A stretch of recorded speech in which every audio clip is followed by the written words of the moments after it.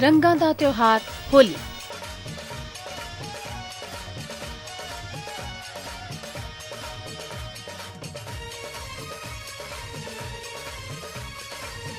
देश भर विच ਵੱਖੋ-ਵੱਖਰੇ तरीकों के नाल मनाया जाता है।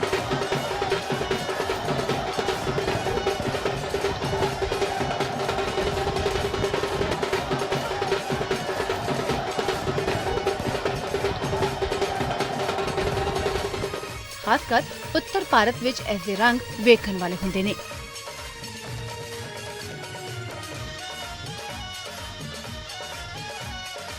यह त्योहार किसी एक धर्म नाल जुड़िया नहीं, सगों सारे धर्मां दे लोग इस नूं रल मिल के मनाउंदे ने।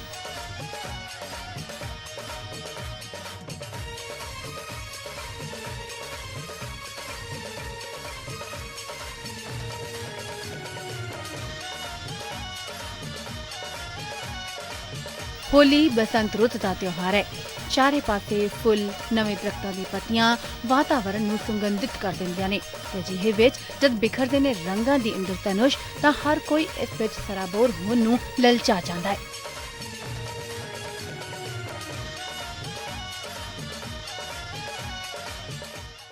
जेकर इतिहासकारां दी मन्नीए तां यह बहुत पुरातन त्योहार है। साडे पुरातन ग्रंथ महाभारत विच भी इसदा जिक्र है। महाकवि कालिदास ने होली नूं अपनी रचना रघुवंश विच ऋतु त्योहार वजों व्याख्यान कीता है। जेकर हुण होली दे तौर तरीकिਆਂ दी गल करिए तां उत्तर प्रदेश ते ब्रिज दी होली दी धुम्मां दूर विदेशां तक ने।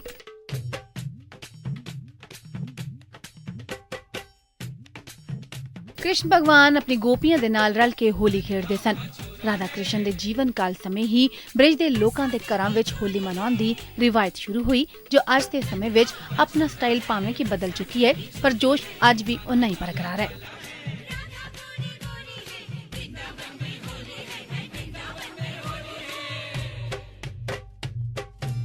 बरसाने दी होली ते मथुरा विच लठमार होली भी खासी प्रचलित ने।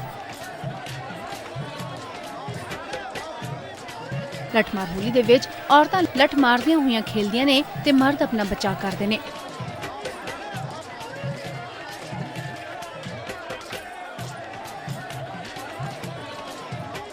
पंजाब, हिमाचल, हरियाणा, उत्तर प्रदेश, उत्तराखंड ते उत्तर भारत दे होरना इलाकिਆਂ विच भी यह त्योहार पूरी गर्मजोशी दे नाल मनाया जांदा है।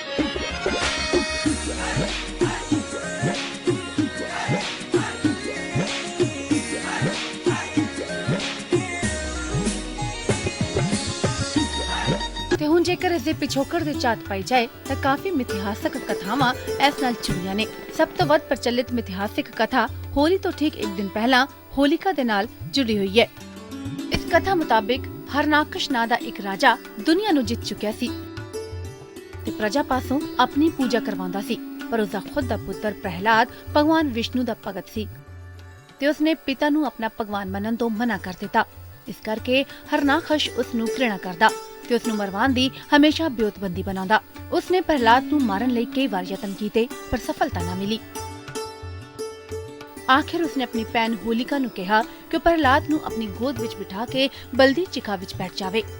दस दिए कि होलिका नूं वर प्राप्त सी कि अग उस नूं साड़ नहीं सी सकदी, जिस करके हरनाकश ने सोचा कि प्रहलाद सड़ जाएगा ते होलिका बच जाएगी। पर जदों होलिका प्रहलाद नूं बलदी चिखा विच लैके बैठ गई तां पाना ऐ वरत्या कि होलिका सड़ के स्वाह हो गई, पर प्रहलाद दा वाल भी विंगा ना होया। इस तरह सच दी फतेह हुई ते झूठ हार गया। कहंदे ने कि उस दिन तो होली दा त्योहार मनाया जाण लगा। होली नाल जुड़िया दूजा मिथक रास रचैया भगवान कृष्ण दे नाल जुड़िया है।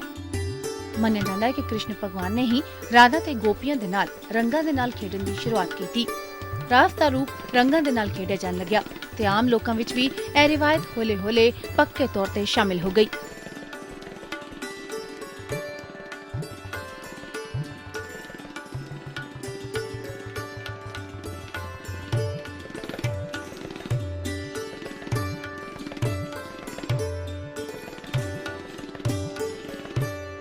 एक होर कथा मुताबिक इस दिन भगवान शिव ने क्रोध विच आके कामदेव नूं जला के राख कर दिता सी। शिव दे श्रद्धालु होली वाले दिन भंग दे पकौड़े अते भंग दी ठंडियाई दा सेवन करके उन्हां दी आराधना भी करदे ने। इसलिए जिथे किते होली मनाई जांदी है, उत्थे भंग दा नशा भी शामिल हो के इस त्योहार नूं मस्ती भरा बना दिंदा है।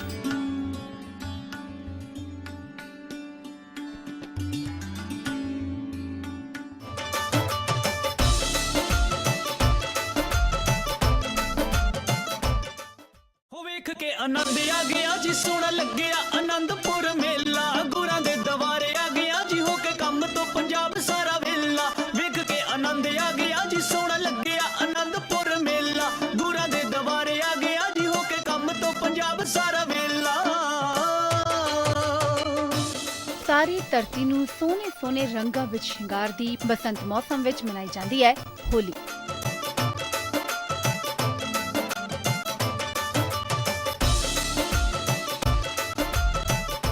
ਦਿਨੀ ਹੀ ਖਾਲਸਾ ਪਰਮਾਤਮਾ ਦੀ ਫੌਜ ਆਪਣੀ ਜਨਮ ਭੂਮੀ ਅਨੰਦਪੁਰ ਸਾਹਿਬ ਵਿਖੇ ਮਨਾਉਂਦੀ ਹੈ ਹੋਲਾ ਮੁਹੱਲਾ। ਪੰਥ ਖਾਲਸਾ ਗੁਰਾਂ ਨੇ ਜਿੱਥੇ ਸਾਜਿਆ ਨਵਾਂ ਰੂਪ ਦੇ ਕੇ ਸਿੱਖੀ ਨੂੰ ਨਵਾਜਿਆ ਜੋਸ਼ ਜਾਲਮਾ ਗੁਰੂ ਆਪਣੇ ਰੋਬਦਾਰ ਤੇ ਜੁਝਾਰੂ ਅੰਦਾਜ਼ ਵਿੱਚ ਤੇ ਆਪਣੇ ਰਿਵਾਇਤੀ ਸ਼ਾਨੋ ਸ਼ੌਕਤ ਦੇ ਨਾਲ। ਹੋਲਾ ਮਹੱਲਾ ਦਾ ਅਰਥ ਹੈ ਹੱਲਾ ਤੇ ਹੱਲੇ ਦੀ ਥਾਂ। ਅਨੰਦਪੁਰ ਸਾਹਿਬ ਉਹ ਪਵਿੱਤਰ ਸਥਾਨ ਜਿੱਥੇ ਖਾਲਸੇ ਦਾ ਜਨਮ ਹੋਇਆ। ਸੰਨ 1699 ਵਿੱਚ ਵਿਸਾਖੀ ਵਾਲੇ ਦਿਨ ਦਸ਼ਮ ਪਿਤਾ ਸਾਹਿਬ ਸ਼੍ਰੀ ਗੁਰੂ ਗੋਬਿੰਦ ਸਿੰਘ ਜੀ ਨੇ ਐਸੇ ਧਰਤੀ ਤੇ ਜ਼ੁਲਮ ਤੇ ਜ਼ਾਲਮ ਦਾ ਖਾਤਮਾ ਕਰਨ ਲਈ ਇੱਕ ਨਵੀਂ ਫੌਜ ਸਜਾਈ ਸੀ, ਸਿੱਖ ਕੌਮ।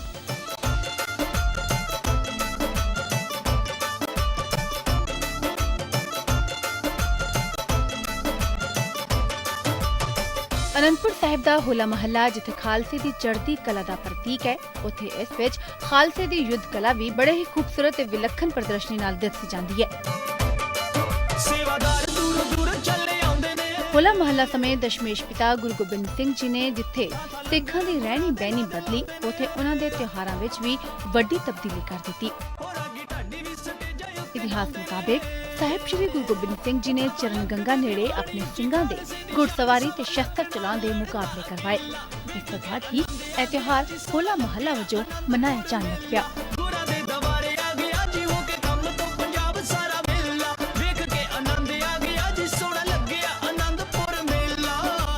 ਦਸ਼ਮ ਪਾਤਸ਼ਾਹ ਵੱਲੋਂ ਚਲਾਈ ਗਈ ਇਸ ਰੀਤ ਦਾ ਅੱਜ ਸਿੱਖਾਂ ਵਿੱਚ ਅੰਮ੍ਰਿਤਸਰ ਦੇ ਦਰਬਾਰ ਸਾਹਿਬ ਦੀ ਦੀਵਾਲੀ ਵਾਂਗ ਅਥਾਹ ਸ਼ਰਧਾ ਤੇ ਮਾਨਤਾ ਹੈ। ਤਿਉਹਾਰ ਹੈ ਤਾਂ ਚਾਅ ਹੈ, ਜਦੋਂ ਚਾਅ ਚੜ ਜਾਂਦਾ ਹੈ ਤਾਂ ਮੇਲੇ ਲੱਗ ਜਾਂਦੇ ਨੇ।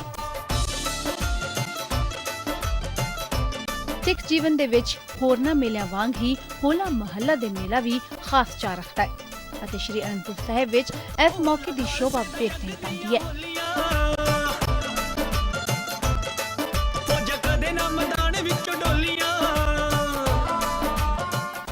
ਥਾਂ ਤੇ ਸ਼ਮਿਆਨੇ ਸਜਾਏ ਜਾਂਦੇ ਨੇ। ਰੰਗ ਬਿਰੰਗੀ ਝੰਡੀਆਂ ਤੇ ਹੋਰ ਸਾਜੋ ਸਜਾਵਟ ਇਸ ਦੀ ਰੌਣਕ ਵਿੱਚ ਚਾਰ ਚੰਨ ਲਗਾਉਂਦੀਆਂ ਨੇ।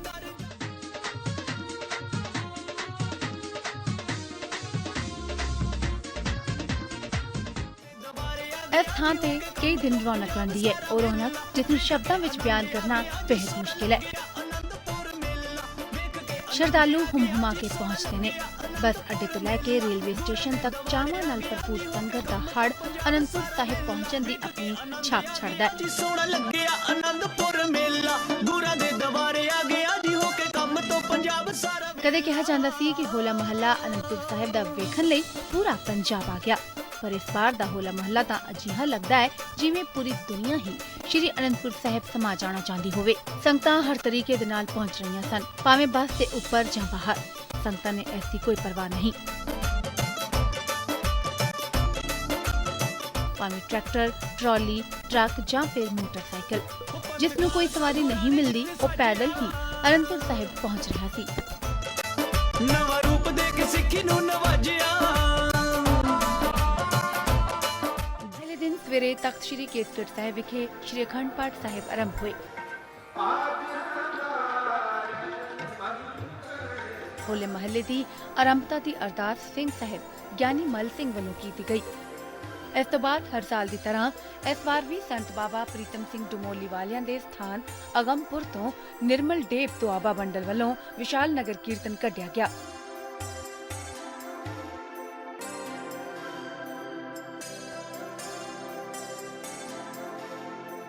ਇਸ ਵਿੱਚ ਪਹਿਲੀ ਵਾਰ ਸ਼੍ਰੋਮਣੀ ਗੁਰਦੁਆਰਾ ਪ੍ਰਬੰਧਕ ਕਮੇਟੀ ਦੇ ਪ੍ਰਧਾਨ ਅਵਤਾਰ ਸਿੰਘ ਮੱਕੜ ਨੇ ਸ਼ਿਰਕਤ ਕੀਤੀ। ਉਥੇ ਨਿਹੰਗ ਮੁਖੀ ਬਾਬਾ ਬਲਬੀਰ ਸਿੰਘ 96 ਕਰੋੜੀ ਵੀ ਖਾਸ ਤੌਰ ਤੇ ਪਹੁੰਚੇ। ਇਹਨਾਂ ਤੋਂ ਇਲਾਵਾ ਤਖਤਾਂ ਦੇ ਜਥੇਦਾਰ ਅਤੇ ਵੱਡੀ ਗਿਣਤੀ ਵਿੱਚ ਸੰਤ ਮਹਾਪੁਰਸ਼ ਵੀ ਹਾਜ਼ਰ ਸਨ। ਇਸ ਵਿਸ਼ਾਲ ਨਗਰ ਕੀਰਤਨ ਦੌਰਾਨ ਸੰਗਤਾਂ ਵੱਲੋਂ ਫੁੱਲਾਂ ਦੀ ਵਰਖਾ ਕੀਤੀ ਜਾ ਰਹੀ ਸੀ। ਸ਼੍ਰੀ ਗੁਰੂ ਗ੍ਰੰਥ ਸਾਹਿਬ ਜੀ ਦੀ ਛਤਰ ਛਾਇਆ ਹੇਠਾਂ ਤੇ ਪੰਜ ਪਿਆਰਿਆਂ ਦੀ ਅਗਵਾਈ ਵਿੱਚ ਰਵਾਨਾ ਹੋਏ ਇਸ ਨਗਰ ਕੀਰਤਨ ਵਿੱਚ ਪਹਿਲੀ ਵਾਰ ਸ਼ਿਰਕਤ ਕਰਨ ਲਈ ਪਹੁੰਚੇ ਜਥੇਦਾਰ ਅਵਤਾਰ ਸਿੰਘ ਨੇ ਹੋਲੇ ਮਹੱਲੇ ਦੀ ਆਰੰਭਤਾ ਦੀ ਸਮੁੱਚੇ ਵਿਸ਼ਵ ਨੂੰ ਵਧਾਈ ਦਿੱਤੀ। ਵਾਹਿਗੁਰੂ ਜੀ ਕਾ ਖਾਲਸਾ, ਵਾਹਿਗੁਰੂ ਜੀ ਕੀ ਫਤਿਹ। ਸਭ ਤੋਂ ਪਹਿਲਾਂ ਮੈਂ ਸਮੂਹ ਸਿੱਖ ਜਗਤ ਨੂੰ ਹੋਲੇ ਮਹੱਲੇ ਦੇ ਪਵਿੱਤਰ ਇਸ ਸਮਾਗਮਾਂ ਦੀ ਲੱਖ ਲੱਖ ਵਧਾਈ ਦਿੰਦਾ, ਜੋ ਸਤਿਗੁਰੂ ਗੁਰੂ ਗੋਬਿੰਦ ਸਿੰਘ ਮਹਾਰਾਜ ਜੀ ਦੀ ਖਾਲਸਾ ਪੰਥ ਨੂੰ 1700 ਈਸਵੀ ਵਿੱਚ ਬਖਸ਼ਿਸ਼ ਹੋਈ ਸੀ, ਔਰ ਉਹਨਾਂ ਨੂੰ ਵਧਾਈ ਦਿੰਦਾ ਹੈ ਨਾਲ ਅੱਜ ਆ ਰਹੀਆਂ ਇੱਥੇ ਸੰਗਤਾਂ ਨੂੰ ਜੀ ਆਇਆਂ ਕਹਿਣਾ। ਉੱਥੇ ਹੀ ਉਹਨਾਂ ਸੰਤ ਬਾਬਾ ਪ੍ਰੀਤਮ ਸਿੰਘ ਵੱਲੋਂ ਕੱਢੇ ਜਾਣ ਵਾਲੇ ਵਿਸ਼ਾਲ ਨਗਰ ਕੀਰਤਨ ਨੂੰ ਵੀ ਸ਼ਲਾਘਾਯੋਗ ਉਪਰਾਲਾ ਕਰਾਰ ਦਿੱਤਾ। ਦੱਸ ਦਈਏ ਕਿ ਗੁਰਬਾਣੀ ਮੁਤਾਬਿਕ ਗੁਰੂ ਸਾਹਿਬ ਦਾ ਫਰਮਾਨ ਹੈ ਕਿ ਹੋਲੀ ਕੀਨੀ ਸੰਤ ਦੇਵ, ਰੰਗ ਲਾਗਾ ਅਤਿ ਲਾਲ ਦੇਵ। ਇੱਕ ਦੂਜੇ ਤੇ ਰੰਗ ਲਗਾਣਾ ਕੋਈ ਹੋਲੀ ਨਹੀਂ ਹੈ। ਹੋਲੀ ਤਾਂ ਉਹ ਹੈ ਜਦ ਹਰ ਮਨੁੱਖ ਗੁਰੂ ਦੇ ਰੰਗ ਵਿੱਚ ਰੰਗ ਜਾਵੇ।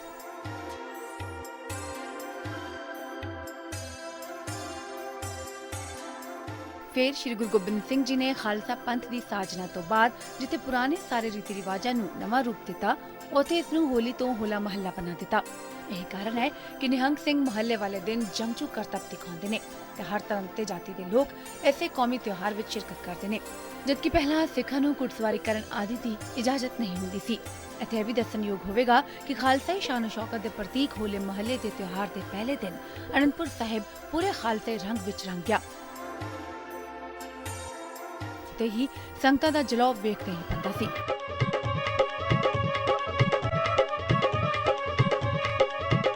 ਨਿਹੰਗ ਮੁਖੀ ਬਾਬਾ ਬਲਬੀਰ ਸਿੰਘ ਵੱਲੋਂ ਹਰ ਸਾਲ ਦੀ ਤਰ੍ਹਾਂ ਇਸ ਸਾਲ ਵੀ ਵਿਸ਼ਵ ਪੱਧਰੀ ਗੱਤਕਾ ਮੁਕਾਬਲੇ ਕਰਵਾਏ ਗਏ। 15 ਤੋਂ 16 ਮਾਰਚ ਤੱਕ ਹੋਏ ਇਹਨਾਂ ਮੁਕਾਬਲਿਆਂ ਦੀ ਆਰੰਭਤਾ ਸ਼੍ਰੋਮਣੀ ਗੁਰਦੁਆਰਾ ਪ੍ਰਬੰਧਕ ਕਮੇਟੀ ਦੇ ਪ੍ਰਧਾਨ ਅਵਤਾਰ ਸਿੰਘ ਮੱਕੜ ਵੱਲੋਂ ਕੀਤੀ ਗਈ। ਜਾਨ ਤੋਂ ਪਿਆਰਾ ਤੈਨੂੰ ਤੇਰਾ ਖਾਲਸਾ, ਇੱਕੋ ਸਵਾ ਲੱਖ ਲਈ ਬਥੇਰਾ ਖਾਲਸਾ।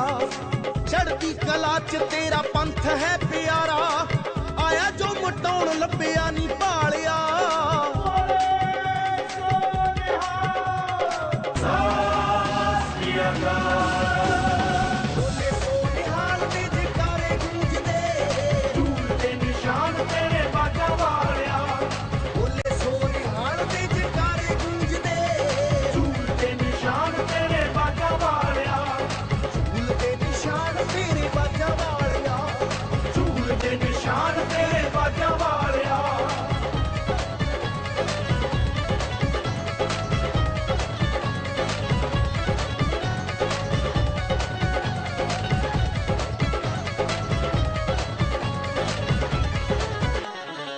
ਕਈ ਵਾਰੀ ਫਾਂਸੀਆਂ ਤੇ ਚਾੜਿਆ ਸਾਨੂੰ, ਜਿਉਂਦਿਆਂ ਨੂੰ ਤੇਲ ਪਾ ਕੇ ਸਾੜਿਆ ਸਾਨੂੰ, ਜਿਉਂਦਿਆਂ ਨੂੰ ਤੇਲ ਪਾ ਕੇ ਸਾੜਿਆ ਸਾਨੂੰ। ਕਈ ਵਾਰੀ ਫਾਂਸੀਆਂ ਤੇ ਚਾੜਿਆ ਸਾਨੂੰ, ਜਿਉਂਦਿਆਂ ਨੂੰ ਤੇਲ ਪਾ ਕੇ ਸਾੜਿਆ ਸਾਨੂੰ।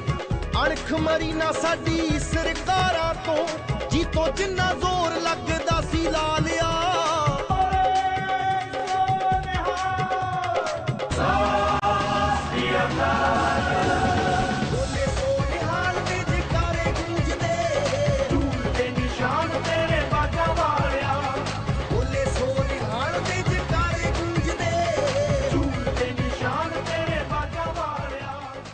ਚਾਰੇ ਪਾਸੇ ਕੇਸਰੀ ਤੇ ਨੀਲੀਆਂ ਦਸਤਾਰਾਂ ਦੇ ਨਾਲ ਸਮੂਚਾ ਸ਼੍ਰੀ ਅਨੰਦਪੁਰ ਸਾਹਿਬ ਪੂਰੇ ਖਾਲਸਾਈ ਰੰਗ ਵਿੱਚ ਸਰਾਬੋਰ ਹੋ ਗਿਆ। ਇਹ ਸਦੀਆਂ ਦੀ ਪਰੰਪਰਾ ਚੱਲੀ ਆਉਂਦੀ ਸੀ, ਪਰ ਧੰਨ ਸ਼੍ਰੀ ਗੁਰੂ ਨਾਨਕ ਦੇਵ ਜੀ ਨੇ 10 ਸਰੂਪ ਧਾਰਨ ਕੀਤੇ। 10ਵੇਂ ਜਾਮੇ ਦੇ ਅੰਦਰ ਸ਼੍ਰੀ ਗੁਰੂ ਗੋਬਿੰਦ ਸਿੰਘ ਸਾਹਿਬ ਜੀ ਮਹਾਰਾਜ ਨੇ, ਜਿੱਥੇ ਗੁਰਬਾਣੀ 'ਚ ਪਹਿਲੇ ਗੁਰੂ ਸਾਹਿਬਾਂ ਨੇ ਵੀ ਕਿਹਾ ਸੀਗਾ ਵੀ ਅਸਲ ਹੋਲੀ ਕੋਈ ਇਹ ਨਹੀਂ ਹੈ ਦੂਜੇ ਦੇ ਕੱਪੜਿਆਂ ਨੂੰ ਰੰਗ ਦੇ ਨਾਲ ਰੰਗ ਦੇਣਾ, ਜਾਂ ਦੂਜਿਆਂ ਦੇ ਉੱਤੇ ਕੋਈ ਖਾਕ ਜਾਂ ਕੁਝ ਹੋਰ ਪਾਵਨਾ, ਇਹ ਨਹੀਂ ਹੈ। ਮਾਰੇ ਕਹਿੰਦੇ ਹੋਲੀ ਕੀਨੀ ਸੰਤ ਸੇਵ, ਰੰਗ ਲਾਗਾ ਅਤ ਲਾਲ ਦੇਵ। ਗੁਰਬਾਣੀ 'ਚ ਪਹਿਲੇ ਗੁਰੂ ਸਾਹਿਬਾਨਾਂ ਦੇ ਪਾਵਨ ਬਚਨ ਹਨ। ਪਰ ਦਸਮ ਪਾਤਸ਼ਾਹ ਗੁਰੂ ਗੋਬਿੰਦ ਸਿੰਘ ਸਾਹਿਬ ਜੀ ਮਹਾਰਾਜ ਨੇ ਇੱਕ ਖਾਲਸਾ ਪੰਥ ਦੀ ਸਾਜਨਾ ਕੀਤੀ, ਇੱਕ ਨਵੀਂ ਰੰਗਤ, ਨਵਾਂ ਜੋਸ਼, ਸਭ ਕੁਝ ਪੁਰਾਣੀਆਂ ਪਰੰਪਰਾਵਾਂ ਨੂੰ ਖਤਮ ਕਰਕੇ ਸਤਿਗੁਰੂ ਸਾਹਿਬ ਜੀ ਨੇ ਕ੍ਰਾਂਤੀਕਾਰੀ ਆਉਣ ਵਾਲੇ ਸਮੇਂ ਦੇ ਅੰਦਰ ਜੋ ਸਦੀਆਂ ਤੋਂ ਲੈ ਕਰਕੇ ਹਿੰਦੂ ਕੌਮ ਦੇ ਉੱਤੇ ਜਾਂ ਇਸ ਹਿੰਦ ਵਾਸੀਆਂ ਦੇ ਉੱਤੇ ਜ਼ੁਲਮ ਢਾਏ ਜਾ ਰਹੇ ਸਨ, ਹਰ ਢੰਗ ਦੇ ਨਾਲ ਇਹਨਾਂ ਨੂੰ ਦਬਾਇਆ ਜਾ ਰਿਹਾ ਸੀ। ਨਾ ਇਹਨਾਂ ਨੂੰ ਘੋੜੇ ਦੇ ਉੱਤੇ ਚੜ੍ਹਨ ਦਾ ਅਧਿਕਾਰ ਸੀ, ਨਾ ਨਗਾਰਾ ਵਜਾਉਣ ਦਾ ਅਧਿਕਾਰ ਸੀ, ਨਾ ਦਸਤਾਰ ਸਜਾਉਣ ਦਾ ਸੀ। ਇਹ ਕਲਗੀਧਰ ਸਾਹਿਬ ਜੀ ਨੇ ਵੀਰ ਰਸ ਖਾਲਸੇ 'ਚ ਭਰਿਆ ਇਹ ਹੋਲੀ ਨੂੰ ਹੋਲੇ ਮਹੱਲੇ ਦੇ ਰੂਪ ਵਿੱਚ ਸਤਿਗੁਰੂ ਜੀ ਨੇ ਬਦਲਣਾ ਕੀਤਾ।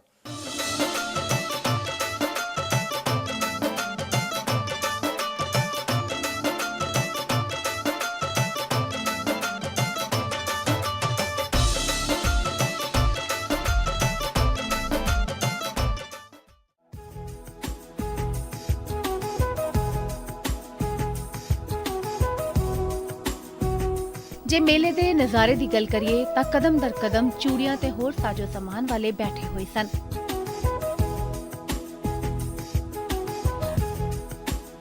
ਕਈ ਸੰਗਤਾਂ ਇੱਥੇ ਬਾਕੀ ਸੰਗਤਾਂ ਦੇ ਲਈ ਤੰਬੂ ਸ਼ਮਿਆਨੇ ਲਗਾਉਂਦੇ ਨੇ ਤੇ ਲੰਗਰ ਪਕਾਉਣ ਦੇ ਵਿੱਚ ਵੀ ਜੁਟ ਜਾਂਦੇ ਨੇ।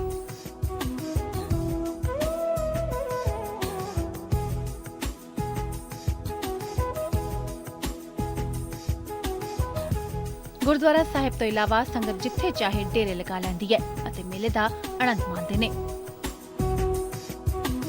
ਬੱਚਿਆਂ ਤੋਂ ਲੈ ਕੇ ਬਜ਼ੁਰਗ ਹਰ ਕਿਸੇ ਲਈ ਇਸ ਮੇਲੇ ਵਿੱਚ ਬਹੁਤ ਕੁਝ ਹੈ।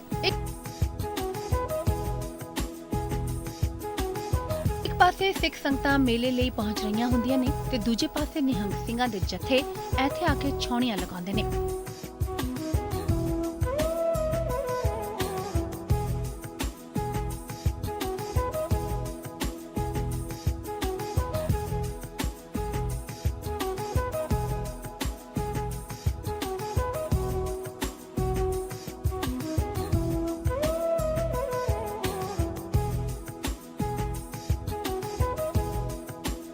कर इशनान सिमर प्रभ अपना तन मन पाए अरोगा।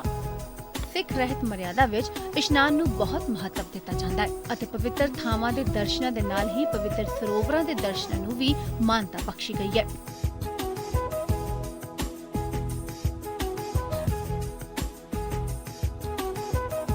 ਐਸੇ ਭਾਵਨਾ ਤਹਿਤ ਸੰਗਤ ਅੰਮ੍ਰਿਤ ਵੇਲੇ ਤੋਂ ਹੀ ਗੁਰਦੁਆਰਾ ਸਾਹਿਬ ਦੇ ਸਰੋਵਰ ਵਿੱਚ ਇਸ਼ਨਾਨ ਕਰਕੇ ਨਿਹਾਲ ਹੁੰਦੀਆਂ ਨੇ।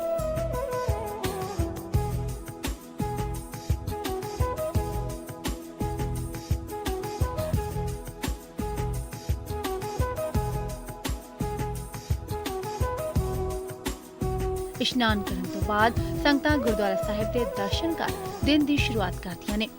ਇਸ ਤੋਂ ਬਾਅਦ ਅਟੁੱਟ ਲੰਗਰ ਵਰਤਾਇਆ ਜਾਂਦਾ ਹੈ। ਖੰਡੇ ਬਾਟੇ ਦੀ ਪਹੁਲ ਛਕਾਈ ਜਾਂਦੀ ਹੈ।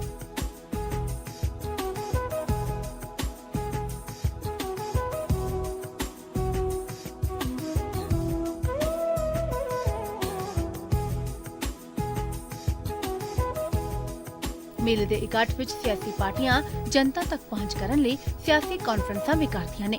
ਪਰ ਇਸ ਵਾਰ ਲੋਕ ਸਭਾ ਚੋਣਾਂ ਸਿਰ ਤੇ ਹੋਣ ਕਰਕੇ ਚੋਣ ਕਮਿਸ਼ਨ ਵੱਲੋਂ ਕਾਨਫਰੰਸਾਂ ਤੇ ਰੋਕ ਲਗਾ ਦਿੱਤੀ ਗਈ ਤੇ ਇਸ ਮੰਚ ਤੇ ਮੁੱਖ ਮੰਤਰੀ ਪੰਜਾਬ ਹੀ ਕੁਝ ਪਲਾਂ ਲਈ ਬੋਲ ਸਕੇ।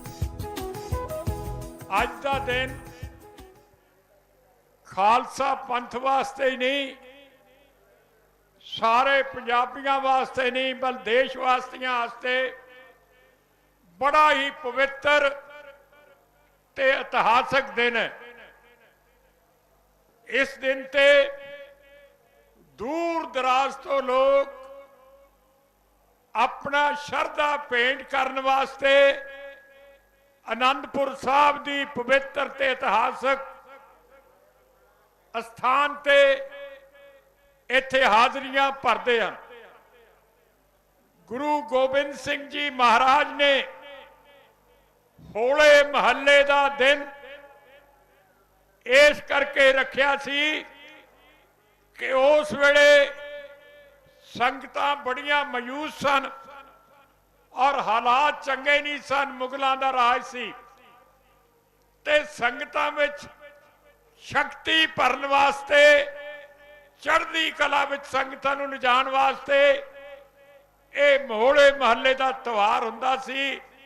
ਜਦੋਂ ਸੰਗਤਾਂ ਇੱਥੇ ਖੇਡਾਂ ਵੀ ਕਰਦੀਆਂ ਸਨ, ਨੇਜ਼ੇਬਾਜ਼ੀਆਂ ਵੀ ਕਰਦੇ ਸਨ, ਮਾਰਸ਼ਲ ਸਪਿਰਿਟ ਜਿਹੜੀ ਹੈ ਉਹ ਇੱਥੇ ਪੈਦਾ ਕੀਤੀ ਜਾਂਦੀ ਸੀ ਔਰ ਇਸ ਤਰ੍ਹਾਂ ਦੀ ਸਪਿਰਿਟ ਪੈਦਾ ਕੀਤੀ ਜਾਂਦੀ ਸੀ ਕਿ ਇਹ ਸਪਿਰਿਟ ਪੈਦਾ ਕਰਤੀ ਕਿ सवा लाख से एक लड़ाऊं तभी गोबिंद सिंह नाम तराऊं।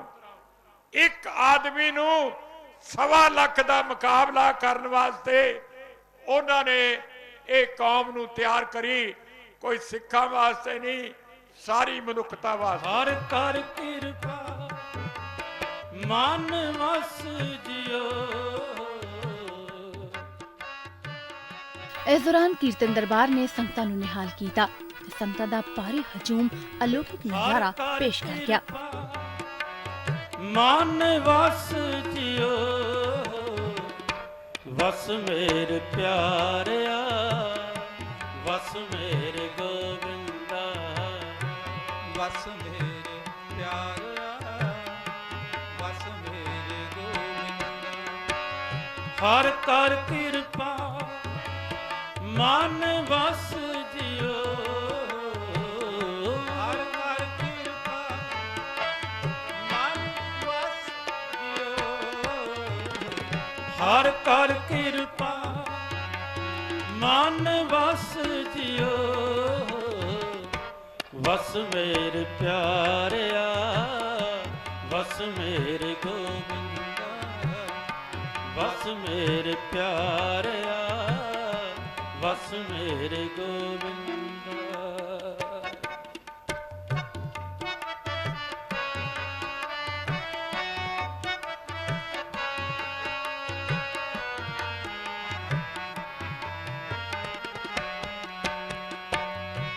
ਮਨ ਚਿੰਦੜਾ ਪਾਲ ਪਾਇਆ ਮੇਰੇ ਗੋਬਿੰਦਾ।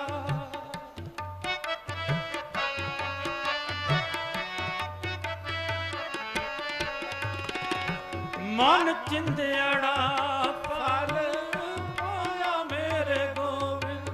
ਗੁਰਪੁਰਾ ਵੇਖ ਵਿਗਾਸ ਜਿਓ। ਗੁਰਪੁਰਾ ਵੇਖ ਵਿਗਾਸ ਜਿਓ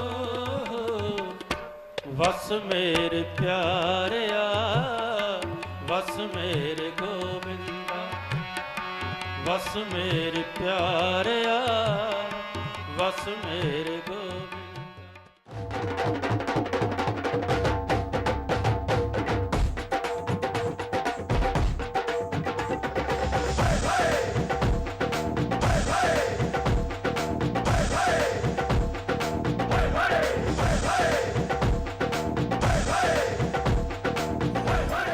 ਸਨ 1700 ਤੋਂ ਸ਼ੁਰੂ ਹੋਈ ਹੋਲਾ ਮਹੱਲਾ ਦੀ ਇਹ ਰੀਤ ਮੁਤਾਬਿਕ ਸੰਗਤਾਂ ਬੜੇ ਉਤਸ਼ਾਹ ਨਾਲ ਇੱਥੇ ਪਹੁੰਚਦੀਆਂ ਨੇ।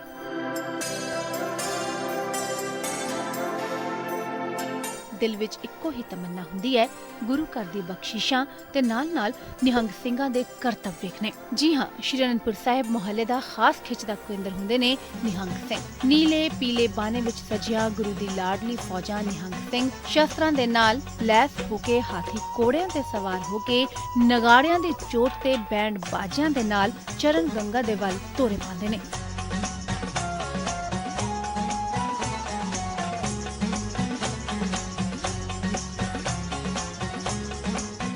ਰਸਤੇ ਵਿੱਚ ਗੱਤਕਾ ਖੇਡਦੇ ਇੱਕ ਦੂਜੇ ਤੇ ਗੁਲਾਲ ਪਾਉਂਦੇ ਸਿੰਘਾਂ ਨੂੰ ਵੇਖਣ ਆਈ ਸੰਗਤਾਂ ਇਹ ਸਭ ਕੁਝ ਵੇਖ ਖੁਦ ਨੂੰ ਵਡਭਾਗਾ ਸਮਝਦੀਆਂ ਨੇ।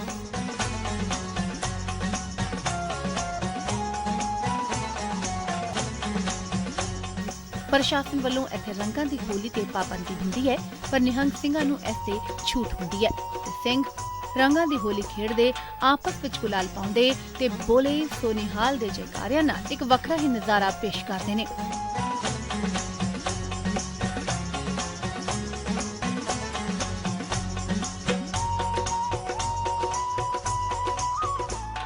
ਇਸ ਮੌਕੇ ਵਿਦੇਸ਼ਾਂ ਤੋਂ ਆਈ ਸੰਗਤਾਂ ਵੀ ਇਹ ਕਰਤੱਵ ਵੇਖ ਕੇ ਹੈਰਾਨ ਹੋ ਗਈਆਂ।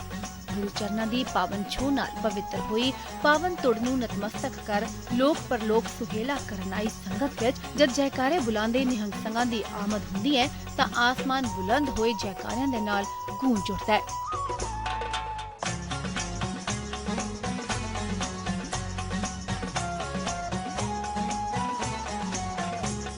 ਸ਼੍ਰੀ ਗੁਰੂ ਗੋਬਿੰਦ ਸਿੰਘ ਜੀ ਨੇ ਸਿੱਖ ਕੌਮ ਨੂੰ ਘੁੜਸਵਾਰੀ ਅਤੇ ਸ਼ਸਤਰ ਵਿਦਿਆ ਵਿੱਚ ਨਿਪੁੰਨ ਕਰਕੇ ਸਮੂਚੀ ਕੌਮ ਵਿੱਚ ਵੀਰ ਰਸ ਤੇ ਪਾ ਭਰ ਕੇ ਹੋਲੀ ਦੀ ਥਾਂ ਹੋਲਾ ਮਹੱਲਾ ਮਨਾਉਣ ਦੀ ਪਿਰਤ ਪਾਈ।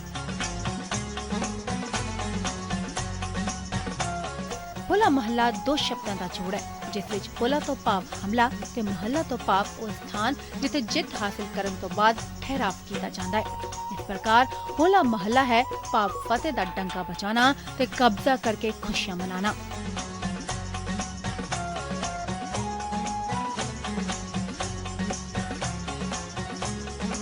ਇਸ ਹੋਲੇ ਮੁਹੱਲੇ ਦੇ ਵਿੱਚ ਖਿੱਚ ਦਾ ਕੇਂਦਰ ਰਹਿੰਦੇ ਨੇ ਨਿਹੰਗ ਸਿੰਘਾਂ ਵੱਲੋਂ ਦਿਖਾਏ ਜਾਂਦੇ ਕੌਤਕ, ਜਿਸ ਨੂੰ ਵੇਖ ਕੇ ਸੰਗਤ ਅਸ਼ ਕਰ ਉੱਠਦੀ ਹੈ।